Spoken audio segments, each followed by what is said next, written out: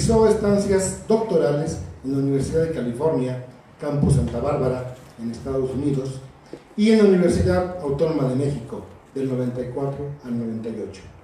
Finalmente, para recibir el grado de doctor en Ciencias Químicas, área de Química Inorgánica, en la UAP.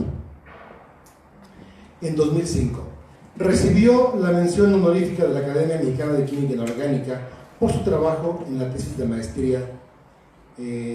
También recibió la beca President's Work Study Award, Universidad de California, Santa Bárbara, en Estados Unidos, la beca para estudios de doctorado Fulbright con ACID, y ha sido miembro del SNI. Ha realizado estancias de investigación en la Universidad de Sussex, Inglaterra, en la Universidad de Tübingen, en Alemania, y en la Universidad de Orleans, Francia. Ha publicado diversos artículos de investigación en revistas internacionales con arbitraje y editado y publicado 2 libros, una para la editorial de la UAP y otro para la editorial Diagrama de Brasil. Ha escrito más de 10 capítulos de libros, diversos trabajos en extenso en memorias de congresos internacionales y tiene en trámite una patente. Ha participado en 9 proyectos de investigación con financiamiento CEP y CONACYT. Ha dirigido 37 tesis de licenciatura, 5 de maestrías y una para la Universidad de La Habana, en Cuba, y una más para el Departamento de Biotecnología, Bioingeniería del CIMBESTAB en el IPN. Fue coasesor de 2 tesis doctorales y es director de una más. Las líneas de investigación del doctor Guevara García se centran en las áreas de química bioinorgánica del vanadio y la aplicación de la química inorgánica en la biotecnología y en las ciencias ambientales. Sus líneas de investigación son muy fructíferas y podría leer más, pero vamos a dejarlo con el doctor Guevara García, porque si no mi tiempo se va a... ¿Vale? Entonces, recibamos al doctor Guevara García.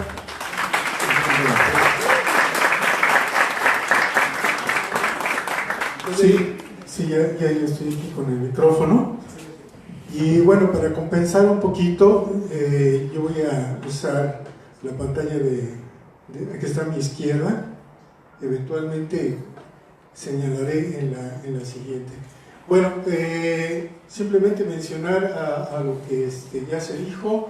El trabajo que ahorita platicamos son los residuos como fuente de energía asequible y no contaminante, y mencionar que soy líder del cuerpo académico de valorización de residuos aquí en nuestra universidad. Si me haces favor, yo tengo el control. Ok, bueno, ¿de qué vamos a hablar? Vamos a hablar de lo que son las fuentes alternas de energía, recordar un poquito nada más quiénes son los países líderes en este ramo y cómo está México en ese ámbito. Y luego, pues, ¿qué potencial tenemos? ¿Cuáles son las energías que podemos sacar en México a partir de residuos? Nos vamos al caso de la generación de hidrógeno, ya sea como hidrógeno vía biológica e hidrógeno vía electrólisis, que ya se discutió también aquí por los especialistas.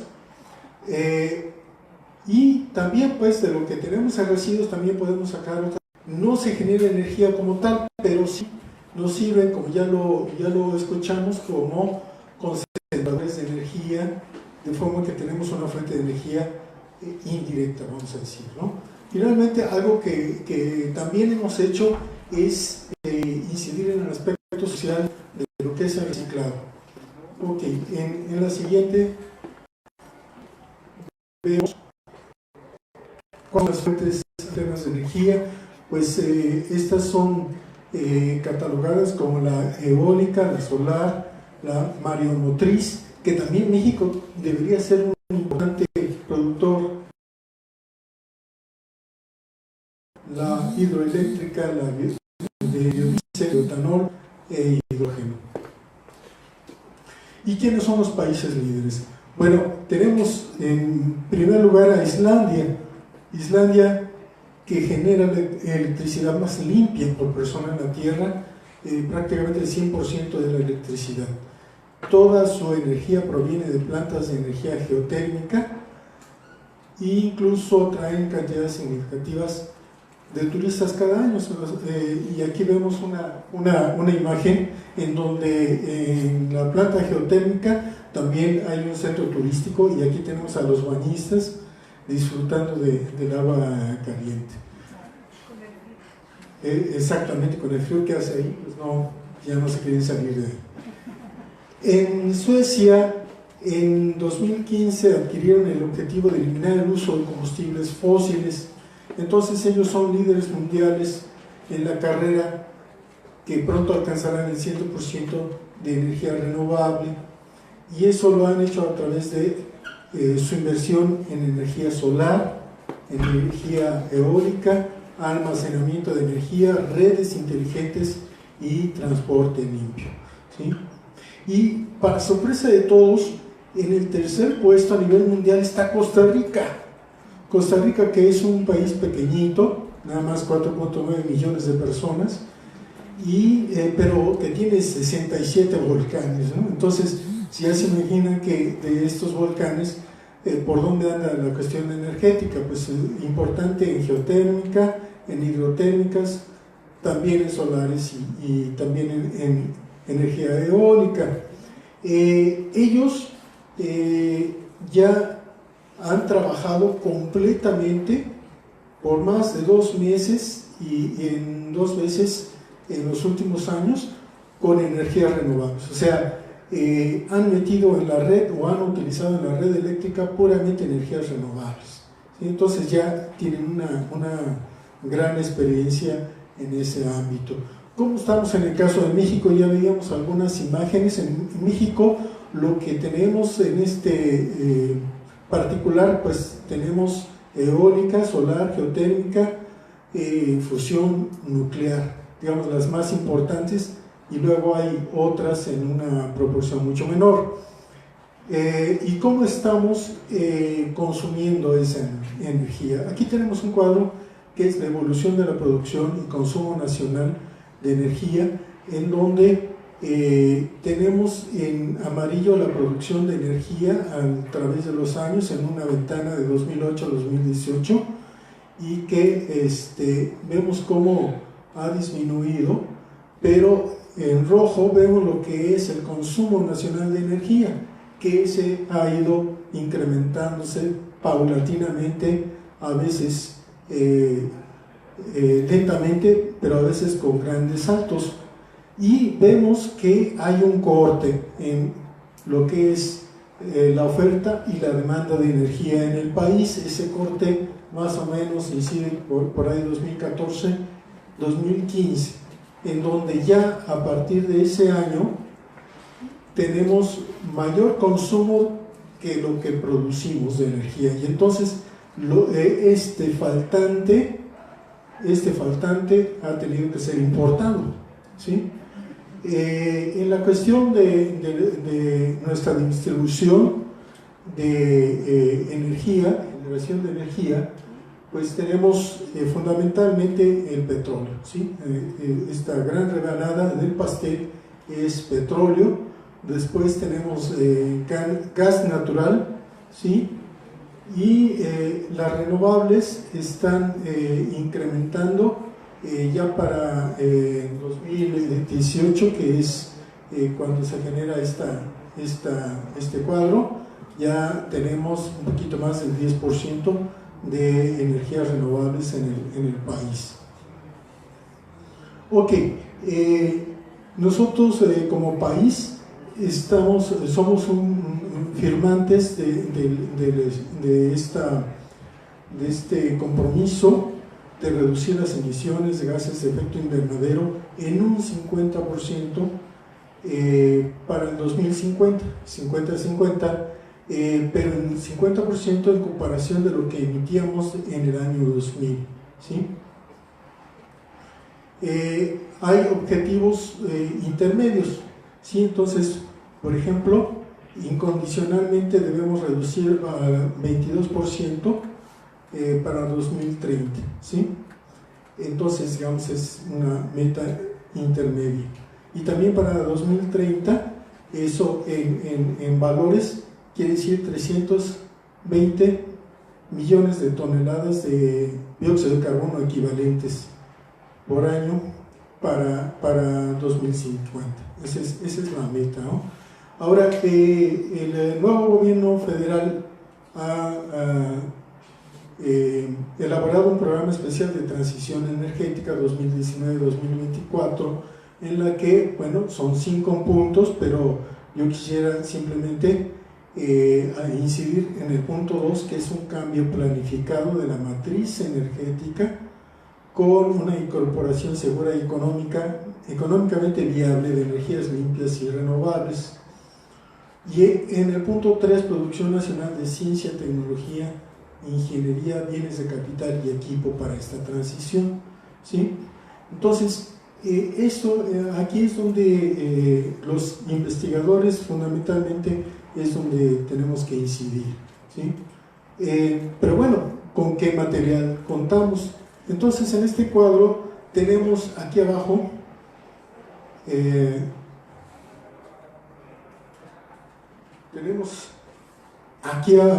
a ver si es la siguiente, ahora sí, el potencial energético total, y ya desglosado en estas barras que cada una representa el potencial energético de un residuo en particular, ¿sí? Entonces es con lo que contamos. Y ya en la gráfica de pastel lo que tenemos son los residuos generados por sector, ¿sí? Entonces cada sector de la economía mexicana está aquí representada en los residuos que genera. Entonces, tanto podemos ver cuál es el potencial de un residuo en particular, y aquí están los residuos agropecuarios, los industriales. Si producimos tequila, entonces lo que tenemos aquí es el bagazo de tequila, ¿sí? Ese es el residuo, ¿sí? Y ya como sector, entonces se está representando aquí. Eso es con lo que contamos. Y ¿qué es lo que estamos haciendo? ¿Cómo estamos en investigación? Bueno, aquí hay unos reportes muy recientes. Por ejemplo, en producción de biometano podemos hacer uso de desperdicios de alimentos, y el biometano producido a partir de esta fuente podría servir para autobuses urbanos. Se puede producir 42.32 petajoules por año, y esto sería el equivalente al 6.5% del diésel que se utilizó en 2015, ¿sí? Entonces esto es una posibilidad. Otra posibilidad es generar bioetanol a partir de desechos orgánicos. Sin embargo, el bioetanol es realmente una tecnología difícil, porque parte de residuos lignocelulósicos. Entonces, romper estas cadenas es bastante difícil. El biodiesel se estima que es posible generarlo, y que nos proporciona 18.3 gramos de líquidos de este tipo, utilizando el 60% de la biomasa residual. Sí, como ya se mencionó anteriormente, el biodiesel de todas maneras al quemarlo produce metano. Sin embargo, la situación aquí es de que en el balance, si usamos residuos agroforestales, entonces estaremos generando biodiesel de tercera o hasta cuarta generación.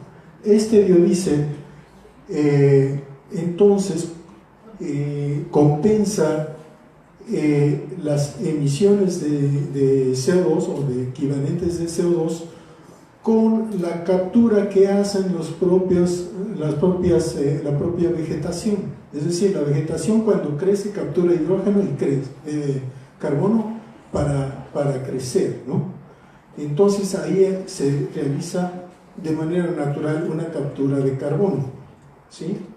Cuando se quema, lo que estamos haciendo es emitir ese carbono que previamente fue capturado. Quiere decir que producir biodiesel puede ser carbono neutro. O sea, si logramos balancear estas dos situaciones. Y luego tenemos algo que ya en países de Europa se está utilizando mucho, que son la producción de energía a través de pellets. ¿Qué son los pellets? Pues pelotitas o barritas de material vegetal tipo carbón, que se condensan, que se adquieren esta forma, y que entonces esas ya se pueden quemar en diversas instancias, y que podría muy bien sustituir a lo que es el carbón de origen mineral o de origen vegetal en las termoeléctricas, ¿sí? Entonces, de esta manera, si los pellets los hacemos de residuos vegetales, podemos sustituir al carbono mineral y por lo menos en ese sentido podemos ir sustituyendo o ir avanzando, como en el caso del biodiesel, a un balance de carbono que nos lleve cerca de la neutralidad, ¿sí? Pero de manera importante en el mundo se está desarrollando ahora o se está introduciendo el concepto de hidrógeno como la alternativa energética del futuro, y esto es por lo que dice este cuadro que tenemos aquí, en la que vemos al hidrógeno comparado como combustible con la gasolina, con el biodiesel y con el gas natural. Lo primero que resalta de aquí es que la energía por unidad de masa es mucho mayor en el caso del hidrógeno que de cualquier otro combustible, ¿sí? Y de manera importante, las emisiones, no hay emisiones de carbono. Hidrógeno, cuando se combustiona en diferentes formas, no genera carbono, monóxido de carbono, ¿sí? Entonces el hidrógeno nos llamó atención como un vector energético, y el hidrógeno se puede producir fundamentalmente de dos maneras: vía biológica, y lo que entonces se da a llamar biohidrógeno, y que lo hemos producido por residuos vegetales, ¿sí? Residuos vegetales, utilizando de hecho en esta tecnología dos residuos: uno que es los residuos vegetales, y el otro el cascarón de huevo. ¿Por qué usamos cascarón de huevo? Porque cuando se hace los bioreactores tenemos que controlar el pH, ¿sí? Pero generalmente todos los laboratorios utilizan hidróxido de sodio para controlar pH. Sin embargo, cuando usas el cascarón de huevo, y la sustancia que tiene cascarón de huevo, que es un carbonato de calcio, entonces lo que vimos es que también puede ser como un control de pH de manera natural, ¿sí? Por eso las abuelitas ponían en sus macetas cascarón de huevo, ¿no? Tanto porque proporciona calcio como porque mantiene un balance de pH de forma natural, ¿no? Entonces, los resultados que obtuvimos con esto pues son prometedores, ¿verdad? Aquí en estas barras, cada una representa la producción en volumen por kilogramo de residuo de hidrógeno, ¿sí? Y la concentración de cascarón de huevo óptima fue del 2%, ¿sí? Entonces, si comparamos con la literatura a nivel mundial,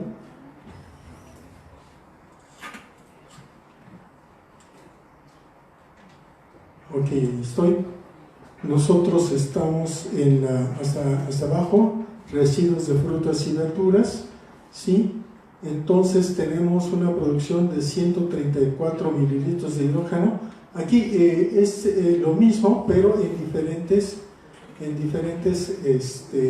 unidades, digamos, para poder comparar la literatura a nivel mundial. Por ejemplo, entonces tiene que ser sólidos volátiles alimentados con sólidos volátiles alimentados, 134, 137, ¿sí? Entonces vemos que en ese sentido estamos reproduciendo resultados de otros laboratorios a nivel mundial. Ahora, vía biológica hemos también utilizado suero lácteo de la producción de quesos, y resulta que aquí en Tlaxcala tenemos una población, Tlaxco, que es productora de quesos, pero también que es donde inicia la contaminación de nuestro río, porque los productores de pequeña, sobre todo de pequeña escala, no tienen más que pues desechar ese caldo en el río, en las cloacas, ¿no? Pero finalmente llega al río y nos causa contaminación. Entonces nosotros tomamos ese suero de la producción de queso y resulta que tiene pues una composición muy rica, tiene lactosa, o sea, es un carbohidrato, tiene proteínas, tiene grasas, vitaminas, sales, minerales, etcétera, ¿no? Entonces, realmente cada una de estas cosas que están en el contenido del suero lácteo puede ser utilizada para diferentes cosas. ¿Qué tal si estas fracciones las vamos separando y a cada una les vamos haciendo algo para producir energía o para producir materiales para otra cosa?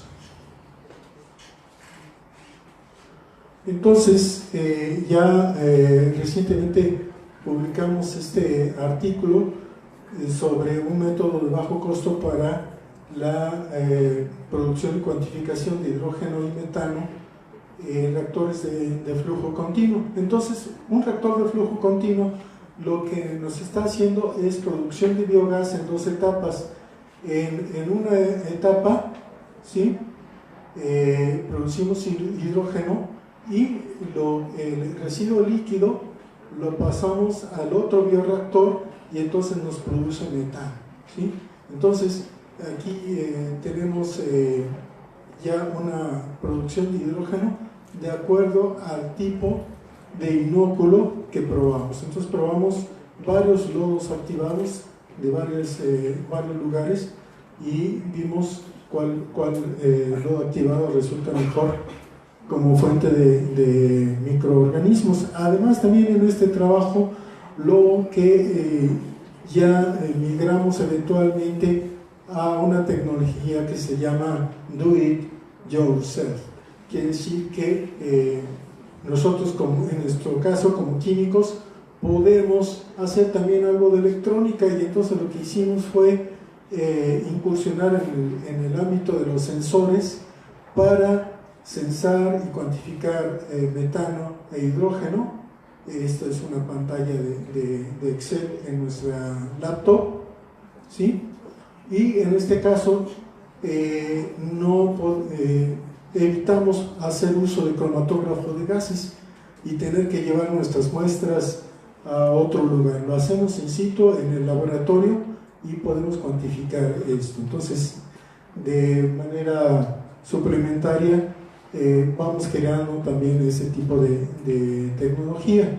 La otra manera de producir hidrógeno es vía química, vía electrólisis, y aquí esta electrólisis, como ya lo vimos, necesita de una fuente de poder. Lo más fácil pues es conectarle un acumulador, pero nosotros con trabajos anteriores nos dimos cuenta que las baterías, las pilas usadas en México, al menos en México, no sé, en otros lugares del mundo, tienen una gran cantidad de energía residual. Vean este gráfico que son pilas AA, ¿sí? Y este es un histograma que lo que nos está diciendo es con qué frecuencia estas pilas que se desechan en las casas tienen cierta energía o voltaje residual, ¿sí? Entonces vemos que la barra más grande está en el intervalo de 1400 1600 milivolts, ¿sí? Y es la frecuencia más alta, es decir, que realmente desechamos las pilas como si consumiéramos una naranja. La naranja la cortamos a la mitad, una mitad la tiramos y la otra mitad la usamos para hacer jugo. Prácticamente sería esa la situación análoga. Pero bueno, ¿qué pasa si se repite eso? Esto que vimos fue nada más un hallazgo eventual, se repite con todo el tipo de pilas, y precisamente el año pasado los muchachos de química industrial, ahora que están en donde están en sexto semestre, ¿verdad?, hicieron este trabajo estadístico para pilas AA en la gráfica de la izquierda, para pilas AAA, AA y pilas tipo D, ¿sí? Y efectivamente, al menos en todo lo que en el ámbito de incidencia de este estadístico, vimos que sí se repite esto. Obtenemos histogramas que están desviados a la derecha y que lo que tenemos es una gran frecuencia de estas pilas usadas que la gente tiró o que, bueno, más bien depositó en el contenedor, de las como pilas que ya no sirven pero que tienen energía residual alta. Por ejemplo, vean esto, sobre todo en las baterías tipo D es muy evidente, ¿no?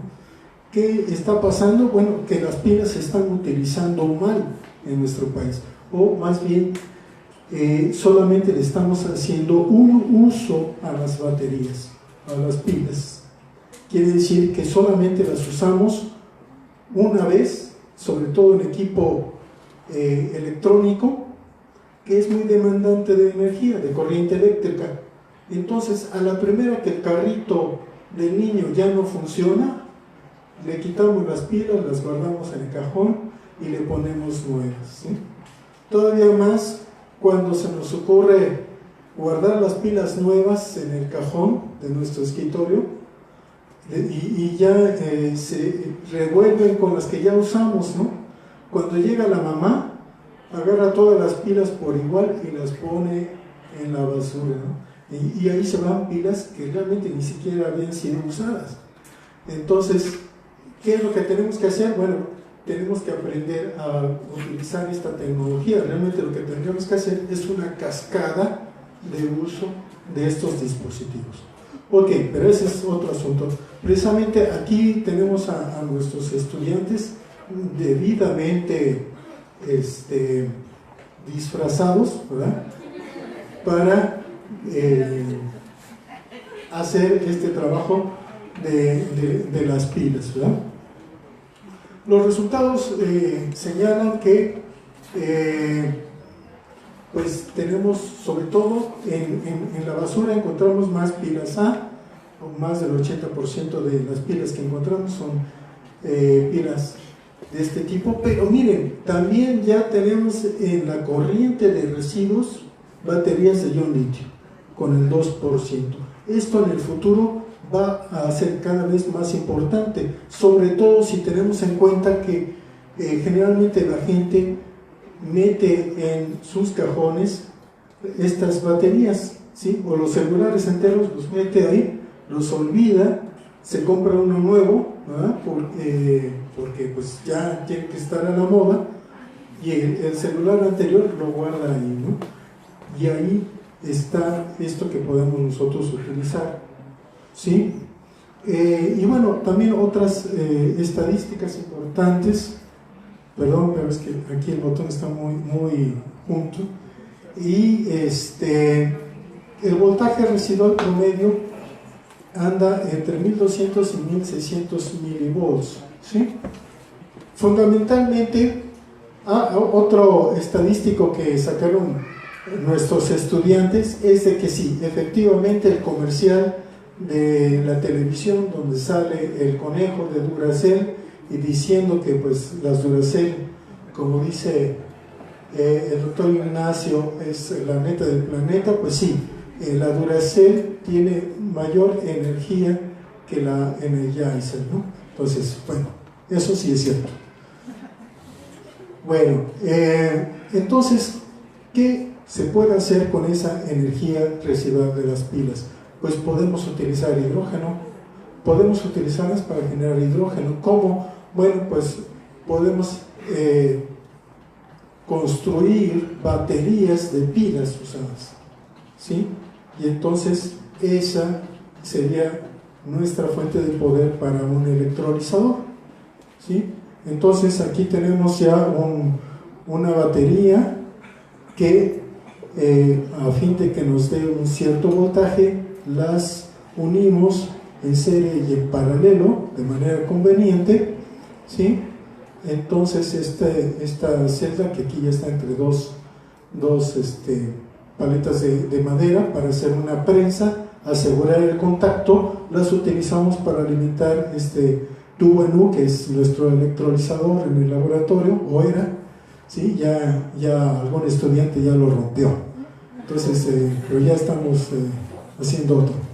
Entonces, y estas son las curvas de generación de hidrógeno por electrólisis. Obviamente que es una generación de hidrógeno pues deficiente, no sería competente a nivel industrial, pero sí nos sirve para generar curvas de potencial, es decir, voltaje contra corriente. Y cuando hacemos curvas de voltaje contra corriente, entonces el área bajo la curva nos da los watts, y así podemos calcular los watts hora, que es la unidad de medida de la energía residual. Entonces pasamos de voltaje residual a energía residual en watts por hora o bien en joules, pero lo que usamos generalmente es watts por hora. Aquí está otro, bueno, este es realmente el electrolizador que utilizaron nuestros estudiantes el año pasado, y entonces generamos ahora esta vez con baterías de 9 volts. Pero bueno, aquí está una curva que ya vimos que esta que tenemos acá es una curva de descarga. Esta es la que obtuvimos experimentalmente, y esta es la curva de descarga de que el manufacturador de la pila, es el productor, ya sea Duracell, Energizer, tiene en su página de internet, ¿sí? Entonces vemos como en esta curva de descarga la parte que corresponde a la que nosotros observamos es una parte inicial de la total, ¿sí? Por eso es que pues las pilas de 9 volt tienen alta carga todavía, ¿no? Bueno, pues haciendo un poquito de estadística, vemos que más o menos lo que contamos es un 25% de la carga inicial de la batería como nueva, y esto nos da más o menos un promedio de 242.7 miliamperes por hora por pila, mientras que una pila alcalina nueva tendría 550. Es por eso que les hago la analogía de la naranja. La naranja completa tiene 550, entonces 242, ¿qué proporción sería, no? Sería como tirar media naranja prácticamente, ¿no? Ok, bueno, en el caso de biodiesel, también estamos produciendo biodiesel, pero en este caso estamos utilizando un residuo generado por Liconza. Liconza tiene una planta industrial aquí en Tlaxcala. Ellos en la reconstitución de leche generan una grasa láctea residual. Entonces a nosotros se nos ocurrió que podríamos utilizar esa grasa para hacer biodiesel, y utilizamos también algo novedoso acá, que es un reactor un microondas casero que convertimos a un reactor. Fácilmente le hicimos hoyos, ¿no? Le hicimos hoyos y por ahí metimos nuestro reactorcito, nuestra celda, y con una bomba peristáltica hicimos que funcionara de manera continua, ¿no? De manera cíclica por lo menos, ¿sí? Y también, bueno, pues ahí esta fue la tesis de maestría de un electrónico ahí en la facultad. Entonces esto le metió un sistema de control del proceso, ¿sí? El control se puede ver aquí, la reacción química es esta, y el control de la temperatura tuvo estos márgenes, ¿no? Entonces realmente la temperatura se logró controlar muy bien, ¿sí? Y por aquí tenemos lo que es el potencial, ¿sí? El potencial químico, que fue cómo seguimos la reacción. Entonces, si esta molécula tiene un delta G de formación y esta tiene otra, entonces hay una diferencia de potenciales. Cuando nosotros medimos esa diferencia, no importa cuál sea, digamos numéricamente, simplemente nos damos cuenta que cuando ya no cambia ese potencial, pues la reacción llegó a su conclusión, ¿no? Entonces podemos seguir esa reacción de esa manera. Los resultados los tenemos aquí.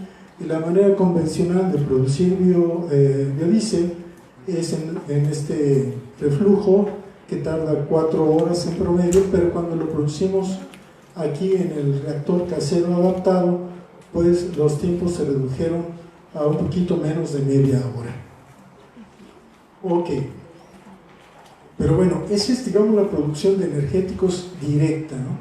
Pero también lo que podemos hacer es hacer la utilización de los materiales de las pilas y baterías desechadas en ese sentido, ¿no? O sea, podemos utilizar su energía para producir hidrógeno, pero luego que ya están descargadas podemos abrirlas, y al abrirlas entonces podemos tener el material de estos residuos, ¿sí? En este caso, aquí tenemos también el trabajo del año pasado para la Sociedad Química de México, de otro equipo de nuestros estudiantes, en el que se recuperó esta cantidad de materiales a partir de 14 baterías de ion litio. Sí, por supuesto, se tiene que mencionar que las baterías de ion litio, a los creadores de la batería de ion litio se les galardonó con el Premio Nobel de Química 2019. Entonces, bueno, aquí tenemos ya resultados de lo que hicimos. ¿Qué hicimos? Bueno, fue generar prácticamente cuantificar qué material podemos recuperar de ahí y fabricar carbonato de litio, ¿sí? Y aquí en este cuadro de la derecha lo que tenemos ya es una proyección económica de todos los materiales recuperados, ¿sí? ¿Ok? Que de este trabajo, aún teniendo una baja producción de carbonato de litio, por ser obviamente la primera vez que lo hacíamos, aún así tenemos buenos números en la cuestión económica. Pero claro, primero hay que decir, el reciclaje de baterías de ion litio genera además beneficios ambientales, económicos y sociales, ¿no? Nosotros extrapolamos los resultados de las baterías y vemos que en México, si tomamos en cuenta la literatura en cuanto a estos residuos, podemos, al reciclar, tener un ahorro de emisiones de 834.701 kilogramos de dióxido de carbono equivalentes por kilogramo, ¿sí? Ahora, el valor comercial sería cercano a los 2.8 millones de dólares, ¿sí? ¿Por qué? Por lo que ya decíamos, el valor comercial del litio, el valor comercial del cobalto y níquel y de los otros componentes, ¿sí? Ahora, si hacemos reciclaje no solamente de baterías litio, sino de baterías de pilas alcalinas, etcétera, y de todos los residuos de aparatos eléctricos y electrónicos, pues con eso generamos tecnología que puede posibilitar la creación de empresas, se puede activar la economía y además adquirimos independencia tecnológica, es decir, generamos nuestra propia tecnología nacional en ese sentido. ¿Por qué? Porque no hay plantas de reciclado de este tipo en el país. Entonces, ya en un trabajo anterior ya hemos propuesto una planta de reciclado de pilas con capacidad de 80 toneladas mensuales, con un proceso primario, un proceso secundario y un proceso terciario que podría incluso ser la generación de nuevas pilas. Finalmente, lo que quisiera comentar es de que no solamente podemos generar la tecnología, los científicos, los tecnólogos, pero si podemos incluir en toda esta cadena de reciclaje a todos los sectores sociales, entonces incidimos de una manera fuerte también en la sustentabilidad. Si recuerdan, uno de los ejes para que cualquier proceso sea sustentable es que tenga esta parte de un impacto benéfico en la sociedad. ¿Sí? Entonces, bueno, pues en el aspecto social, a partir de esta publicación, este capítulo del libro que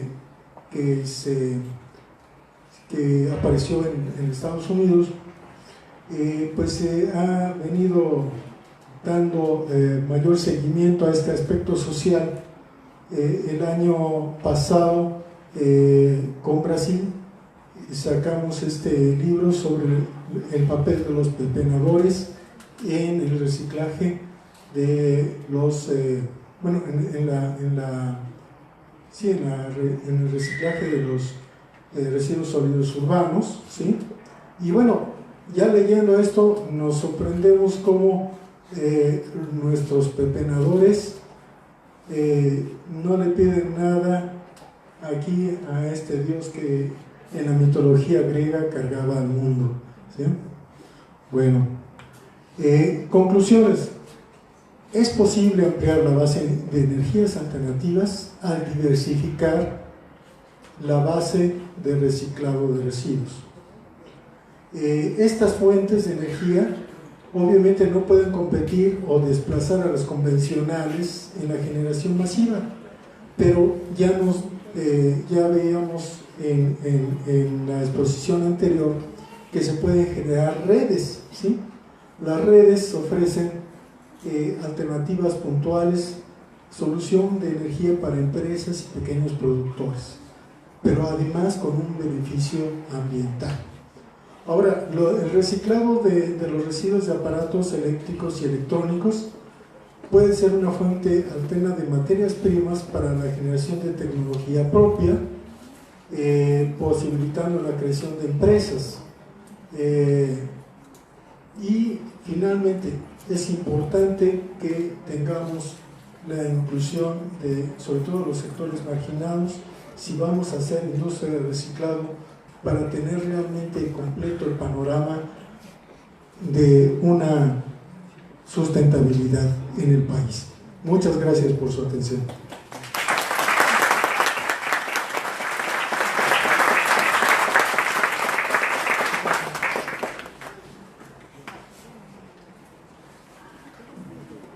Muy bien, estamos en tiempos de preguntas, por favor.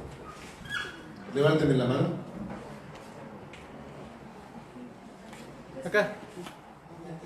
Claro. Hacemos cambios, ¿no? Sí, gracias. ¿A qué se refiere con el hacer cascada de uso de dispositivos? Sí, la cascada viene si nosotros vemos en la casa, hacemos una pequeña investigación. En el refrigerador está marcada su eficiencia energética y cuántos watts consume. Entonces, si hacemos una tablita de los watts que consume el refrigerador, cuántos watts consume la televisión, cuántos watts consume cada uno de los aparatos electrodomésticos, entonces podemos ver que no son los mismos, sino que unos consumen más y otros consumen menos.